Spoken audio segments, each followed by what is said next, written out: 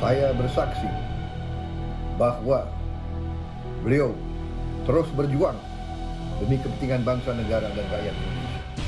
Tapi sikap beliau jauh lebih sakit buat kami daripada sekedar kata-kata. Cuman kami sedih sekali kok dalam suasana data lah, jangan ngomong kita mendidik, saya ulangi ya, rakyat kita tuh jadi bodoh atau kita jadi pembohong.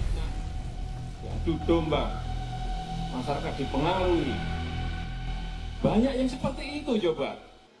Cinta rakyat pada Jokowi mengalahkan arogansi media. Sebelum kita lanjutkan, bantu kami membangun channel ini dengan cara subscribe dan bagikan ke media sosial kalian agar semakin banyak yang tahu dengan informasi ini. Dulu di era Soeharto, media kita dibungkam, otoriter, tidak boleh sembarangan memberitakan, tidak boleh ada kritikan, sekalipun itu benar. Tidak boleh ada berita negatif tentang pemerintah dan keluarga presiden, sekalipun itu terjadi dan fakta.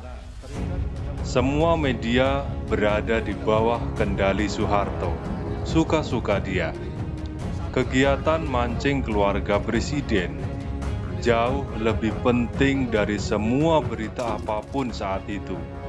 Dan kegiatan tidak berfaedah itu bisa menghentikan breaking news apapun. Semua media menurut, tunduk, dan patuh.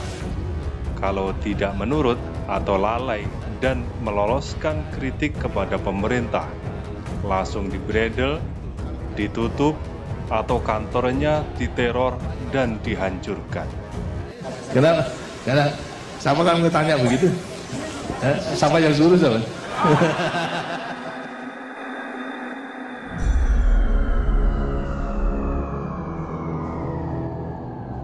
Tidak hanya media, orang biasa pun tidak boleh berkomentar negatif terhadap pemerintah dan keluarga presiden. Kalau memaksa, besoknya bisa hilang ditelan bumi. Bisa juga ditembak mati secara misterius atau diculik dan disiksa.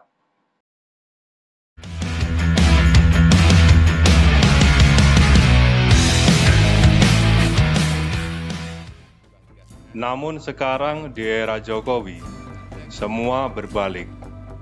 Presiden dan keluarganya bebas dicaci maki, dihina, dan difitnah.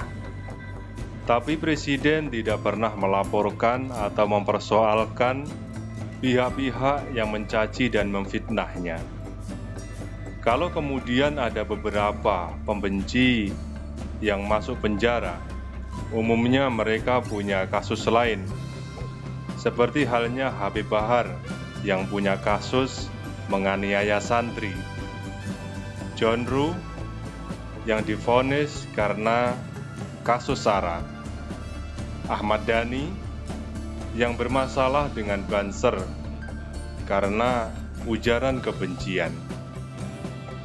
Sekalipun mereka kerap menghina Presiden Jokowi, masuk penjaranya karena kasus lain, seperti halnya Rizik Syihab yang selalu menyebarkan provokasi dan ujaran kebencian, tapi akhirnya kabur ke Arab hanya gara-gara selangkangan Tirsa. Nah, bagian yang menonjol itu sendiri, itu mirip lambang logo daripada Palu Arit PKI.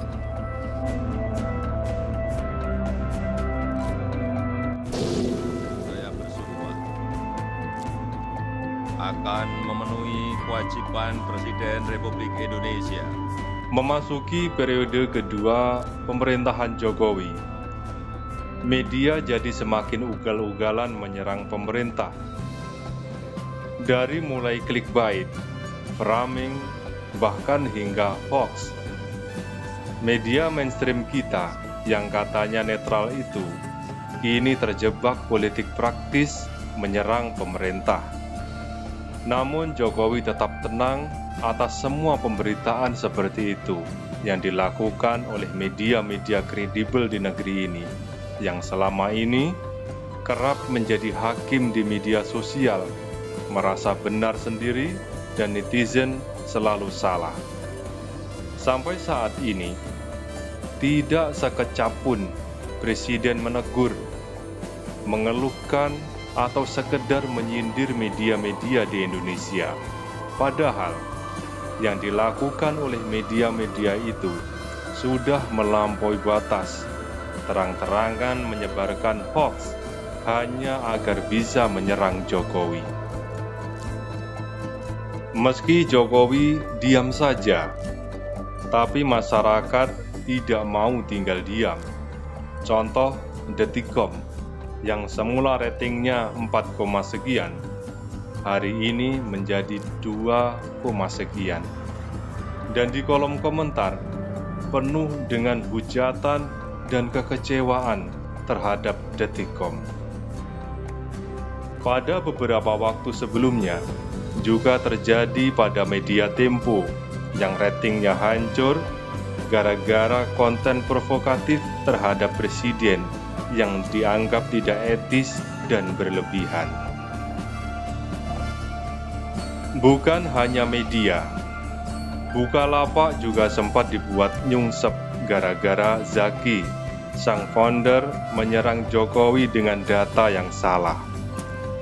Dan gara-gara ini, Zaki sampai harus menghadap presiden dan meminta tolong agar serangan pada Bukalapak bisa dihentikan. Karena bukan hanya ratingnya saja yang hancur, tetapi transaksinya juga anjlok dan terjun bebas. Dengan segala kerendahan hatinya, Presiden meminta masyarakat berhenti membuli dan menyerang Bukalapak, karena bagaimanapun, Bukalapak adalah perusahaan dalam negeri yang tidak boleh tumbang dan harus didukung. Meski Zaki sudah meminta maaf, tetap saja rating dan bisnis Bukalapak terus anjlok. Makian dan kekecewaan masyarakat tidak bisa dibendung, bahkan oleh presiden sekalipun. Itulah harga kekecewaan masyarakat yang harus dibayar kontan. Sebab itu saya mengajak hari ini untuk menghentikan, untuk stop